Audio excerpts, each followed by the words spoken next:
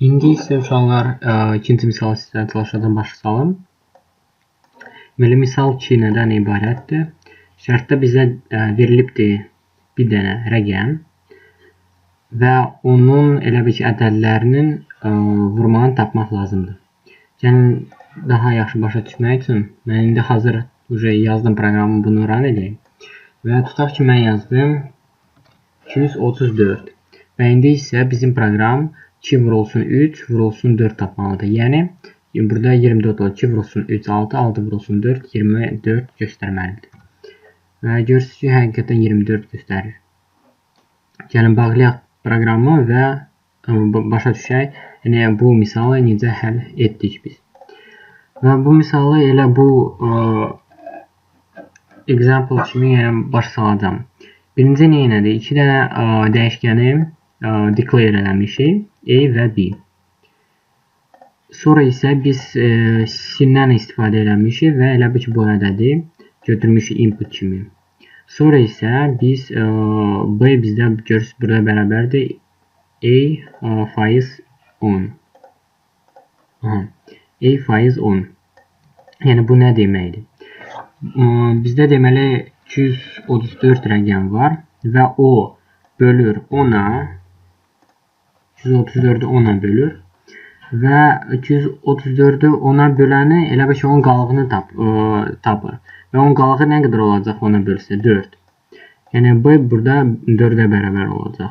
Gəlin, burada yazaq B bərabərdir 4-ə. Elə bir ki, 10-a böləndə qalığını tapır. Sonra isə biz E-yi 10-a böldük.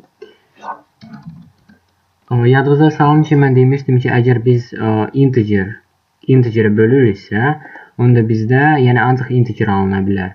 Və burada isə 234 böləndə 10-a bizdə bəzi fikirləşə bilər ki, burada 23.4 alınacaq, amma biz burada integer, yəni tam ədəd declare eləmişik, ona görə də burada ancaq 23 alınacaq. Yəni bu .4-ü sayda silməliyik.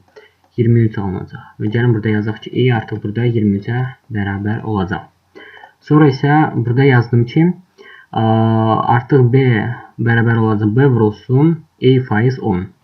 Yəni, B bərabər olacaq B, yəni 4 vurulsun A faiz 10. Yəni, 23-ü bölür 10-a və onun qalığını tapır. Qalığı isə 3 olacaq. 3. Və artıq burada B bərabər olacaq 12-yə. Sonra isə E-yi yenə biz bölürük ona. E-yi 10-a böləndə isə 23 10-a böləndə artıq E bizdə 2 olacaq. Yəni tam ədəd olacaq. Sonra isə yenə bizdə B bərabər olacaq B vurulsun yəni E faiz 10. Yəni yazaq B bərabərdir B. B isə burada artıq 12-dir. Vurulsun deməli 10-a bölmüş qalığı E-yin. Ki 10-a böləndə onun qalığı artıq elə öz rəqəmi olurdu, yəni 2. Burada hətta bunu yazmasaq da olar. Düzünü desəm, sadəcə E yazsaq da, yəni belə də düz olacaq. Sadəcə E yazaq. E yazsaqsa burada olacaq 2 və bu artıq bizdə 24-ə bərabər olacaq. Yəni yenə proqramı işlədək. Yenə 234 yazaq və yenə də 24 bizdə çıxır. Deməli, bəzi uşaqlar mənə göndəribdir belə bir həlli. Yəni, orada 2 dənə variable, yəni 2 dənə dəyişkən istifadə eləmiblər. Orada 3 dənə, 4 dənə, hətta 5 dənə dəyişkən istifadə ediblər. İndi də mən sizə demək istəyirəm ki, yəni nə qədər az dəyişkən istifadə edirsiniz, o qədər sizin kodunuz gözəl olur. Ona görə çalışın sizin kodunuz daha çox optimal olsun, daha tez işləsin və elə bir ki, proqramın yaddaş tutumu çox az olmalıdır. Elə bir ki, kompüterin yaddaşından az istifadə etməliyik. Ona görə də mən 2 dəyişkənlə, yəni ən optimal yolla bunu həll etdim. Proqramı daha gözəlləşdirmək üçün isə biz gəlin belə bir şey edək. Bəzi uşaqlara mən bunu başa salmışdım, bəzilərinə yox. Amma əgər biz yazırıq ki, məsələn, A bərabərdir A vurulsun tutaq ki 5-ə. Bunu proqramlaşda, yəni C++ dilində sadəcə yazmaq olar ki, A vur bərabər 5-ə. Yəni, bununla bunun fərqi yoxdur. Yəni, eyni şey yazmışam. Yəni, bunların fərqi yoxdur. ya da ki, əgər mən yazsam ki, burada plus olsun, plus, yəni a plus bərabərdir 5-ə. Yəni, bunun tam fərqi yoxdur. Yəni, belə də yaza bilərsiniz. Belə yazanda daha çox professional olur və daha tez olur. Özünüz də görəcəksiniz də. Yəni, kodunuzu daha yaxşı başa düşəcəksiniz belə yazanda, nəinki belə yazanda. Buna görə tövsiyə edirəm ki, belə yazın. Məsələn, vursun ya da bölsün. Yəni, bunları istifadə eləyin öz proqramınızda. Bunu indi silirəm və kodumuzu dəyişək daha çox və daha yaxşı səliqəli olsun deyə biz onu dəyişəcəyik. Burada heç nə dəyişmir. Burada isə dəyişəcəyik. Çünki bizdə a və yenə a istifadə edirik. Buna görə də biz sadəcə burada yazacağıq ki, yəni a bölünsün 10. Yəni yazdığımızla eyni şey olacaq. Burada isə yenə bir-iki dəfə istifadə olunur. Ona görə də bunu da silə bilərik. Və yazacaq ki, bir vurulsun. Yəni buna. Burada da breaks artıq götürmək olar. Burada yenə a-yi biz iki dəfə istifadə edirik. Ona görə bunu da silirik. Və bura yazır ki, a bölünsün bərabər 10-a. Bunu da silirik. Burada yazır b vurulsun bərabər e. Yəni bu kod tam eynidir. Əvvəlki kodla eyni koddur. Yəni yoxlayaq. 234. Həqiqətən görürsünüz, yəni 24 alındı. Yəni bu kodun o kod yəni eynidir. Bəzi uşaqlara yəni bu mass operation-ı başlamışdım deyəsən. Yəni belə yazmaq olar ya da belə. Yəni fərqi yoxdur. Bir şey də yəni bəzilərini yadınıza salmaq istəyirəm, bəzilərini öyrətmək istəyərdim. Yəni bu kodu yəqin ki, misal ki, hamı başa düşdü. İndi o bir misal eləyək. Yəni bir dənə bir dəyişkənimiz də olsun və 5 verək. C++-da daha çox professional şəkildə yazmaq üçün biz birinci gəlin yazaq ki, a bərabərdir a plus 1.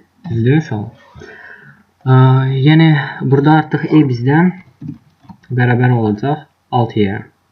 Gəlin yoxlayaq. Görürsünüz 6 çıxdı, yəni həqiqətən belədir də. Ya da ki, bunu yaza bilərik ki, a plus bərabərdir 1-ə. Yəni, burada artıq yenə də 6 olacaq, fərqi yoxdur. Yəni, onun yazılışı belə də ola bilər. Amma onun daha üstün bir yazılışı var və daha çox yəni bununla istifadə edən və tövsiyə edirəm sizə. Məsələn, yazaq ki, a plus plus. A plus plus bu nə deməkdir?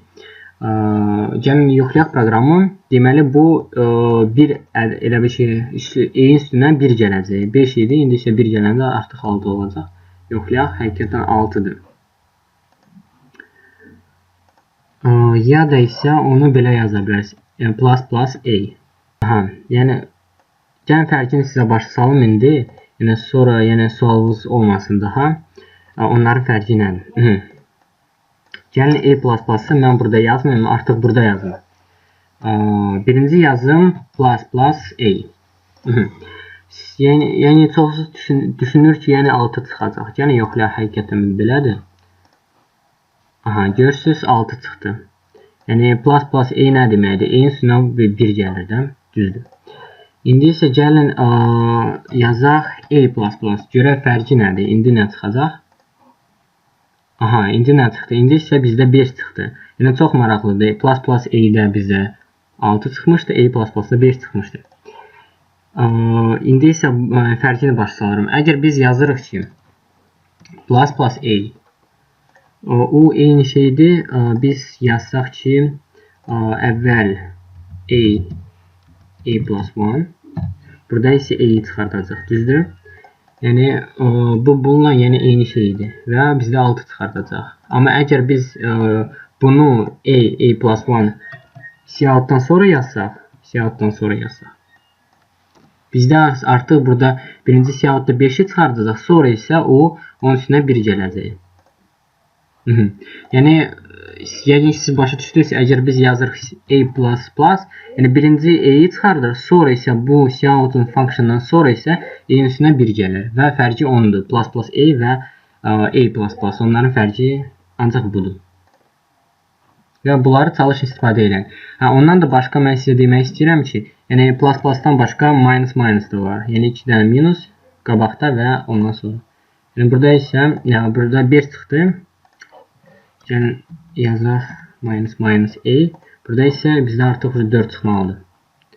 Görürsünüz 4 çıxdı. Yəni həm deməli bunları yadda saxlayın.